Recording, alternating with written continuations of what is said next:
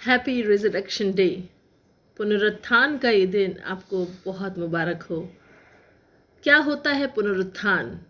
यीशु ने कहा, यूहन्ना उसका 11 अध्याय उसके 25 से 26 पद को मैं आपके सामने पढ़ूंगी। यहाँ लिखा, यीशु ने उससे कहा, परंतु पुनरुत्थान और जीवन मैं ही हूँ। जो कोई मुझ पर विश्वास करता है वह यदि मर भी जाए तो भी जीवित रहेगा, और जो कोई जीवित है और मुझ पर विश्वास करता है वह अनंत काल तक ना मरेगा। हालेलुया। पुनरुत्थान और जीवन यीशु है। यदि अगर कोई मर भी जाए तो भी क्या लिखा है? जिएगा। अगर कोई मर भी जाए तो भी जिएगा। सबसे पहले हम ये जानेंगे कि पुनरुत्थान क्या होता है। पुनर मतलब दोबारा, उत्थान मतलब उठना। पुनरुत्थान दोबारा उठना या दोबारा बनना। प्रभु यीशु मसीह ने जब हमारे लिए क्रॉस को ले लिया, हमारे पापों के कारण जब वो मारा गया, उस समय वह हमारे लिए पाप बन गया। उस समय वो हमारे लिए वो मार जो पापियों पर पड़नी चाहिए थी। बताते हैं कि कोड़ा जो था जब वो लगता था तो मांस खींच लेता था, और 39 कोड़े यीशु मसीह के मारे गए। आप समझ सकते हैं उस दर्द को, उस तकलीफ को जो यीशु मसीह ने हमारे लिए सही। पता है क्यों? क्या ज़रूरत थी यीशु मसीह को उस भारी मौत को लेने की? आज बहुत से लोगों के पास ये सवाल होता है कि यीशु मसीह अगर हमारे लिए मर गए, वो ईश्वर हमारे लिए मर गया, तब तो क्या मतलब मार देना चाहिए था। बहुत से लोग तो ये कहते हैं कि पापियों को मारना चाहिए था, यीशु मसीह को नहीं मारना चाहिए था। प्रियो, आज हम में से कोई भी नहीं कह सकता कि हम पापी नहीं हैं। हम सब पापी हैं। मैंने आपको बताया था कि आदम और हव्वा ने आज्ञा को ना मानकर पाप किया, और तब से हम पाप के दासत्व हो गए। पाप से पापी हो गए हम लोग। तब से लेकर आज तक मृत्यु हम पर छा गई। आज हम सबसे ज़्यादा किससे डरते हैं? चाहे कोई कितना भी पैसे वाला हो, कितना भी अमीर हो, डॉक्टर हो, वो भी एक ना एक दिन मरता है। हम में से कोई भी ऐसा नहीं है जो जीवित रहता है। लेकिन प्रभु यीशु मसीह क्या कहते हैं कि यीशु ने उनसे कहा, पुनरुत्थान और जीवन मैं ही हूँ। जो कोई मुझ पर विश्वास करता है यदि वह मर भी जाए तो भी जिएगा। आपको पता है परमेश्वर को स्वर्ग से क्यों उतर के आना पड़ा? क्योंकि उस मौत ने परमेश्वर को उसके बच्चों से यानी हमसे अलग कर दिया था। आज्ञा का ना मानना, आदम और हव्वा का आज्ञा को ना मानना ही मौत का कारण बना। और उस मौत की वजह से परमेश्वर इतना विचलित हो गया कि ये मेरे बच्चे हैं, ये मुझसे कैसे अलग हो सकते हैं। परमेश्वर स्वर्ग से उतर आया, और वो भारी वेदना, वो भारी दर्द, वो भारी कोड़े जो पापियों को, दुष्टों को लगने चाहिए थे, वो प्रभु यीशु मसीह ने कहा कि मैं इनके लिए सज़ा लेता हूँ, मैं इनके लिए अपनी जान दे दूँगा, लेकिन मेरे बच्चों को ना मारो। वजह क्या है?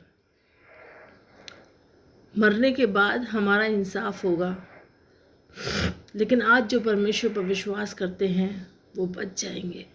क्योंकि वचन कहता है कि जो कोई मुझ पर विश्वास करता है यदि वह मर भी जाए तो भी जिएगा।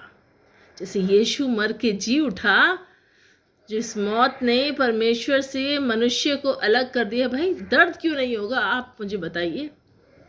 मैं एक माँ हूँ, मेरे पास बच्चे हैं। मैं क्या कहूँगी? हर एक माँ, हर एक पिता यही कहेगा कि दोष अगर मेरे बच्चों का है तो सज़ा मुझे दे दो, पर मेरे बच्चों को मत दो। बस यही तो हुआ। प्रभु यीशु मसीह ने हमारे लिए उस क्रॉस को ले लिया और कहा कि मेरे बच्चों को ये सज़ा, मेरे बच्चों से किसी तरह से मेरे बच्चे बच जाए।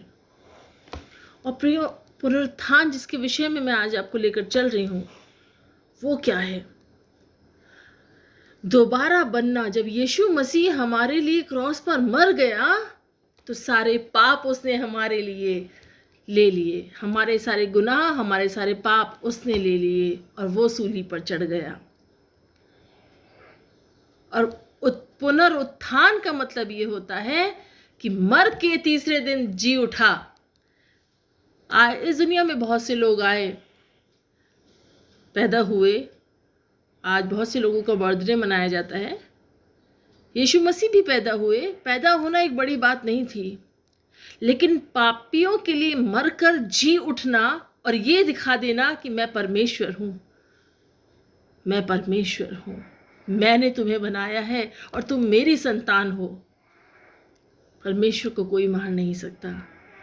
वो दर्द, वो तकलीफ उसने हमारे लिए ले ली, लेकिन परमेश्वर ने जी उठा, शरीर के साथ जी उठा, लोगों को दिखाई दिया। अगर आप बाइबल में पढ़ेंगे तो आप जानेंगे कि जब प्रभु यीशु मसीह को लोगों ने देखा, उसके शरीर को ढूंढने गए कि अगले दिन कहाँ है। तीसरे दिन जब यीशु मसीह जी उठे तो लोग देखने के लिए गए कि कहाँ है उसका वो शरीर। शरीर में नहीं, वो शरीर में था, वो कब्र में नहीं था।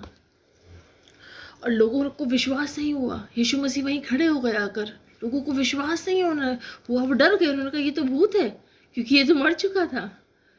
उसने कहा देख, मुझे छू कर देख। उसकी उंगली, हथेली में छेद था, उसकी हथेली में छेद था। यीशु मसीह मर के हमारे लिए जी उठा, और जब वो हमारे लिए मर के जी उठा तो हम भी जो पाप में जी रहे थे, पाप से अब उठ चुके हैं। अब हम लोग पाप की संतान नहीं हैं। अब वो श्राप हम पर नहीं है, वो श्राप हम पर से ख़त्म हो गया, क्योंकि यीशु ने हमारे लिए उस दर्द को, उस तकलीफ़ को ले लिया। अब हम पाप की संतान नहीं बल्कि जीवन की संतान हैं।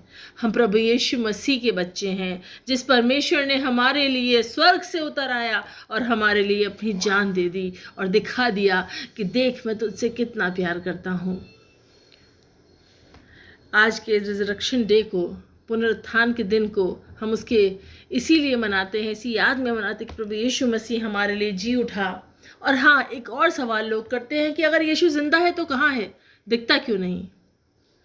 बहुत से विरोधी हैं जो ये सवाल करते हैं। अच्छी बात है, सवाल करना चाहिए, तो ही तो उत्तर मिलेगा।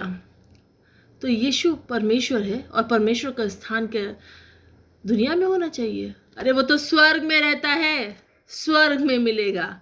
यीशु परमेश्वर है, खुदा है, खुदा का बेटा, खुदा। वो स्वर्ग में मिलेगा, पृथ्वी पे दुनिया में थोड़ी ना मिलेगा आपको। लेकिन परमेश्वर ने कहा मैं तुम्हें अपनी आत्मा दिए जाता हूँ और तुम जो कुछ मेरे नाम से मांगोगे वो सब कुछ हो जाएगा। यही कारण है कि आज बहुत से लोग दुआ करते हैं और चंगे हो जाते हैं। बहुत से लोग दुआ करते हैं और उनकी परेशानियां दूर हो जाती हैं। प्रिय, परमेश्वर पर विश्वास करने के कारण हम जीवन को प्राप्त करेंगे और ये मृत्यु हम पर ना रहेगी। हम मर भी जाएं तो अभी जी उठेंगे जैसे यीशु जी उठा। रिजरेक्शन का ये दिन आपको मुबारक हो। Happy Easter.